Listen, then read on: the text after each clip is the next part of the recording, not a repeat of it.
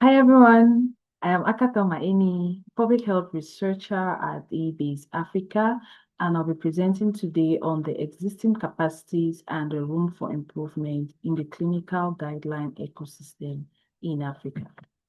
Our outline runs from the introduction right down to the relevance and the way forward. Guidelines are very essential tools, especially for global health practices, and they serve as blueprints for quality care and equitable outcome, but Africa still faces challenges in translating guidelines into practice. For the Africa's health landscape, there's still persistent health challenges. For example, pediatric cancers, vaccine-preventable diseases, and we have a growing adoption of digital health innovations around Africa. That is the use of AI tools, telemedicine, and mobile applications. Hence, there's a need for strong evidence-based guidelines to ensure effective healthcare delivery, which is going to ensure learning, sustainability, scalability of solutions around the African continent. So our objectives for this Gene Africa initiative was to explore the different innovative approaches to guideline development, implementation, adaptation, adoption. We also wanted to promote locally relevant, context-sensitive solutions and cross-sectional and cross-regional collaboration, identify the different gaps and opportunities for sustainable impact in evidence-informed decision-making, and also to build capacity and ownership among African healthcare professionals. So our methodology was a webinar series that was hosted between 2024 and 2025 by Gene Africa, and we moved beyond the traditional talkship format and created interactive living repositories of African ideas, and this was preparing blogs from each of the webinar series or sessions that we had. These webinars emphasized on inclusivity, local ownership, and contextual relevance of guidelines. It provided a platform for co-creation and the exchange of knowledge. Some of our key innovations that we discovered during this webinar series were PAC, that is a practical approach to care kit, and AI-supported healthcare assistance, and they demonstrated to be very scalable solutions. For the PAC, it was developed by the University of Cape Town since 2006 by their Knowledge Translation Unit, and it is to improve clinical care and health outcomes using digital tools.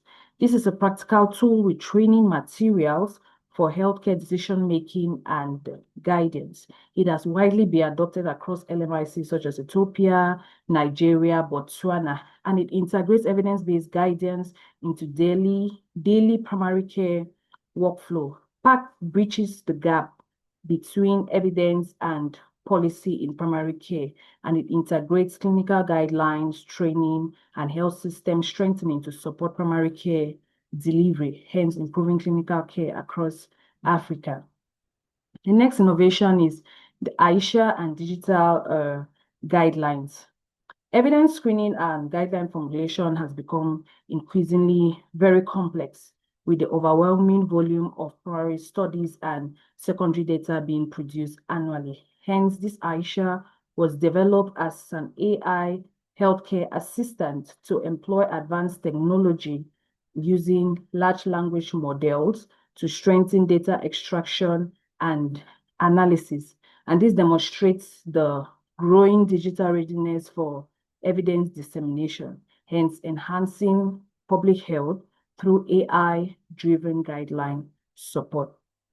This Aisha helps to improve guideline accessibility and reduces the bottlenecks in contextualization.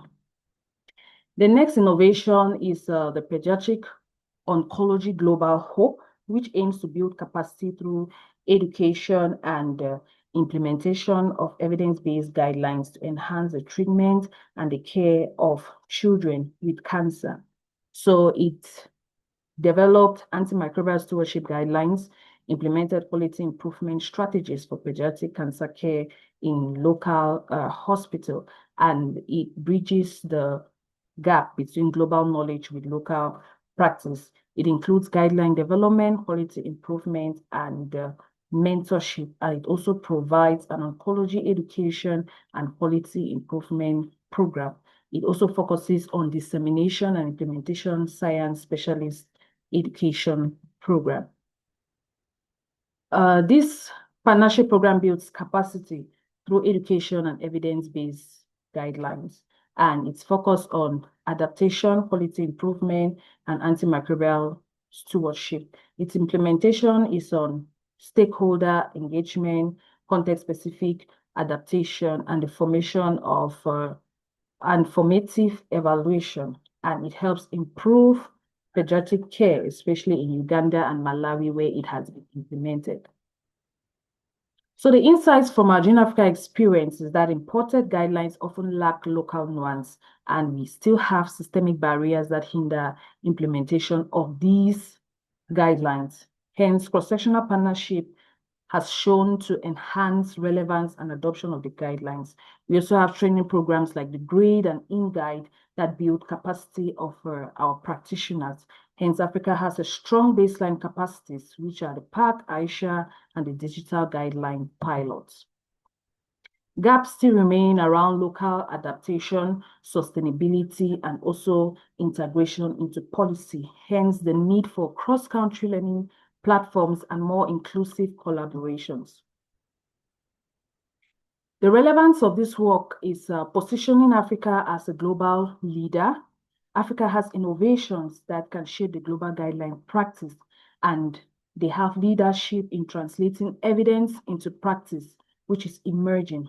These webinars reframed guidelines as dynamic and inclusive tool, and also promoted inspiration and momentum. But the true legacy of this guideline lies in partnership, skills, and the different systems they are able to build. Hence, we are focusing on scaling our homegrown models and embedding them into routine care. Hence, we should continue investments around education, outreach, and professional development. Going forward, our efforts will focus on turning the different insights into investments, scaling our promising models, deepening our local capacities, and embedding inclusive context-aware guidelines into our everyday health decision-making. Some of the challenges we discovered during this webinar series is that we still have fragmented systems and underutilized local evidence. Research practice gaps still exist, and there's limited integration, especially into policy. We still have regional barriers, resource disparities, and fragmented infrastructures.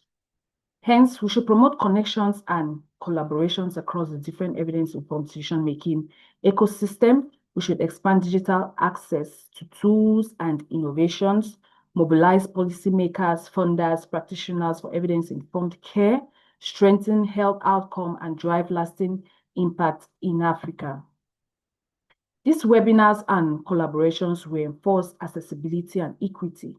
Africa can develop, can adapt, and can export digital health innovations. Hence, integrating these approaches strengthens evidence-informed decision-making, patient care, inclusive digital ecosystem. So we should focus on increasing accessibility and nurturing Africa's digital innovation.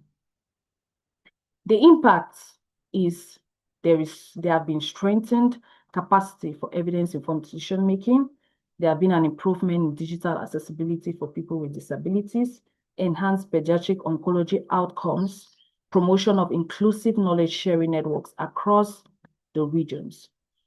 We have locally driven guideline development, which is essential, and so we should invest in capacity building and institutional engagement. We should also look at promoting youth involvement for sustainability and also for the responsible and ethical use of digital tools. Strengthening multi-sectorial partnership is also an importance for broader impact. Digital tools and capacity building efforts are growing, especially in Africa, but we still need structural support and collaboration. Pediatric oncology quality care must be embraced for timely evidence-based practices. And Africa has established important capacities in guideline development and healthcare innovation, which should be exploited.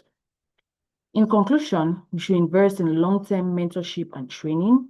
We should embed local evidence into our global guideline development. Partnership is of importance with collaborations between South-South and North-South. Then we should ensure inclusive guideline design, that is looking at language, disability, youth conduct, accessibility, audits, and providing training for digital content. These are our references, and thank you for your kind attention.